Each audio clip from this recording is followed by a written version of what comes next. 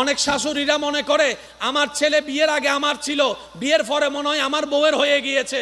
না না না, ও শাশুড়ি মা, ও আমার মা, আপনি এই ভুলটা করে সমাজের মধ্যে পরিবারে আগুন লাগাইয়েন না। আপনার বউ আপনার ছেলে 10টা বিয়ে করুক, সন্তান তো আপনারই, সন্তান তো আপনারই, সন্তান তো আপনারই। আপনি কেন মনে করছেন আপনার ছেলের বউ আপনাকে ছেলেকে নিয়ে গিয়েছে?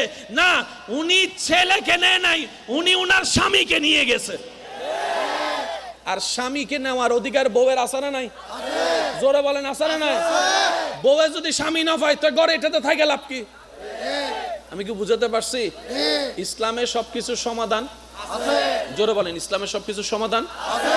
ইসলাম একটা পুরুষকে বলে তুমি তোমার মা সেবা করো সন্তান হিসেবে, তুমি তোমার বউকে মহব্বত করো স্বামী হিসেবে, তুমি তোমার বোনকে সেফ দাও বড় ভাই হিসেবে। আরেকটু জোরে বলেন, তুমি তোমার ছোট ভাইকে